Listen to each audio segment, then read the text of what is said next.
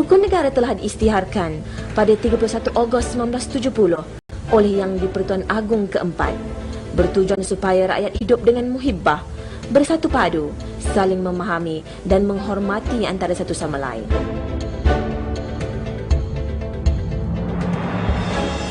Rukun negara diwujudkan untuk menyemai nilai-nilai murni seperti yang terkandung dalam objektif dan 5 prinsip rukun negara supaya ia menjadi teras dan landasan hidup bermasyarakat di negara ini.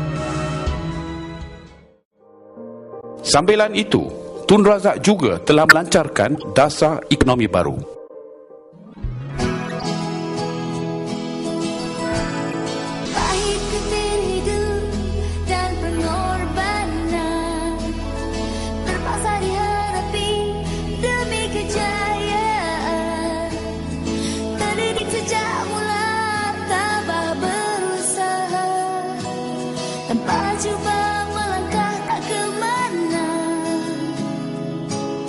Di mana kau berada, pencapaian tak tiba dengan mudah. Kini standing in the eyes of the world, hanyalah selangkah dari nyata. Keazaman membara di jiwa, menanti saat bebas merdeka.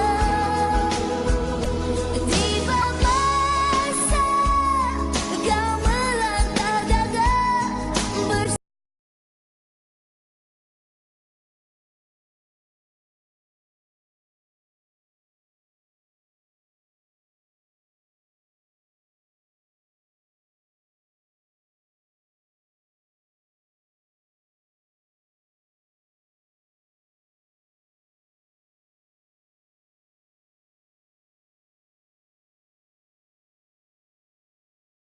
Tentang jurang perbezaan ekonomi, pendidikan dan pembangunan.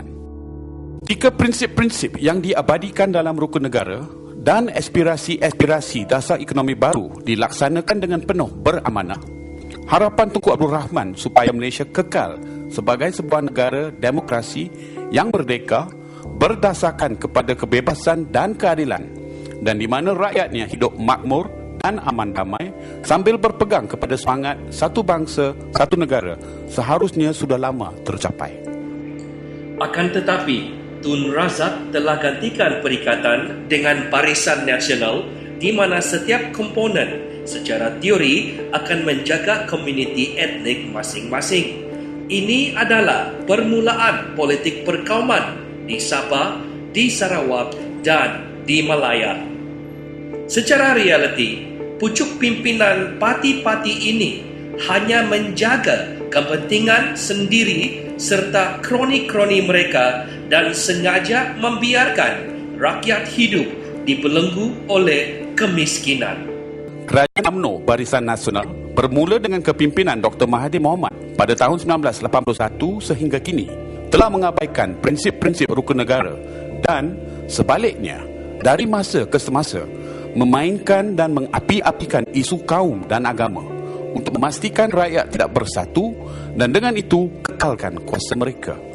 Dalam hal ini, tinjauan kepada keadaan sebelum merdeka akan mendedahkan bahawa UMNO sekarang dengan UMNO yang dahulu tidak berbeza.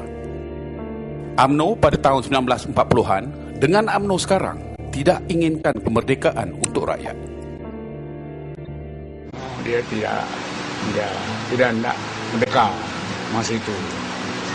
Dia hidup Melayu, slogan dia. Kita merdeka. Dan kita tunjuk setiap Mede tu. Mede. Sebab penuh-penuh penjual baru tu.